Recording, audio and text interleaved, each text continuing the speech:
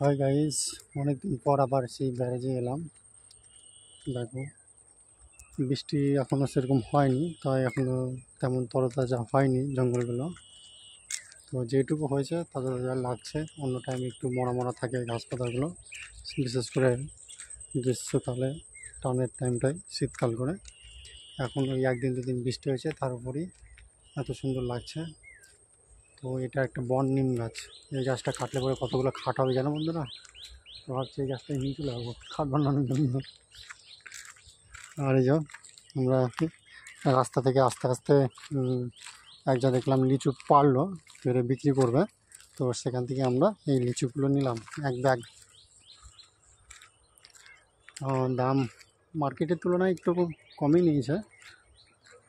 তো আমাদের রঘুনাথগঞ্জে একটু লিচুর দামটা বেশি, অন্য জায়গায় কিন্তু লিচুর দামটা একটু সস্তা, কম দাম। এইখানে আবার দেখছি এই পোলগুলো নতুন বসিয়েছে, ইলেকট্রিক পোলগুলো। তার মানে ব্যারাজ আবার নতুন করে শুরু হবে, কারণ ব্যারাজ অনেক দিন বন্ধ ছিল। তো দেখো, খুব সুন্দর। এই দেখো, যেটা আমি তোমাদের দেখাচ্ছিলাম, এই যে পোল এখানে একটা আছে, দাঁড়া, সামনে আর একটা পোল আছে। এই যে ফাইবারে মানে প্লাস্টিকে মোড়া যে ইলেকট্রিক তারগুলো এখন টানানো হচ্ছে, সেই তার যাতে ইলেকট্রিক চুরি না হয় সেই কারণে। তো আমার মনে হয় নতুন করে আবার গভর্নমেন্ট এমপ্লয়িগুলো এইসব কোয়ার্টারগুলোতে আবার আসবে।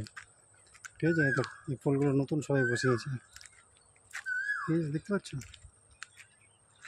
এখানে বেশ ভালো লাগে, কারণ টাউনে যা গরম আমাদের রঘুনাথগঞ্জে, তার তুলনায় এখানে কিন্তু বেশ একটু আরামদায়ক, মনোরম পরিবেশ। আর এখানে বিশেষ করে প্রচুর বড় বড় শিমুল তুলো গাছ রয়েছে, প্রচুর তুলো হয়, কিন্তু ম্যাক্সিমামই কিন্তু সব বিক্রি করে নেয়, পেরে নেয়। আর বড় বড় গাছ তো আমরা পাততে পাই না, তুলো নিতে চাই কিন্তু পাই না আমরা। কিন্তু যারা পারে অ্যাকচুয়ালি তারা পেরে বিক্রি করে দেয়। আর তোমরা জানো শিমুল তুলোর কত দাম। আর ম্যাক্সিমাম কি হয়, পড়ে পড়ে নষ্ট হয়, উড়ে যায়।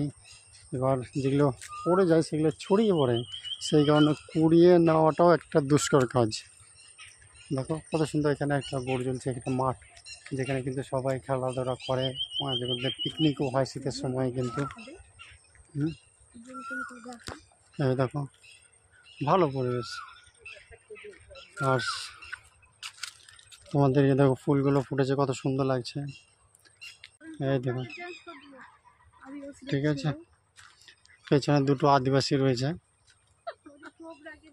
আদিবাসী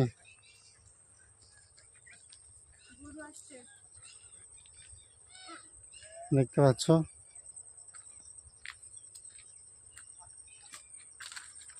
এইগুলো নতুন করে কিন্তু কাজ চলছে, কাজ চলতে চলতে অনেক টাইম মনে হচ্ছে যে নতুন করে যে সেন্ট্রাল এমপ্লয়মেন্ট রয়েছে তাদের থাকার জন্য এগুলোতে ব্যবস্থা করবে।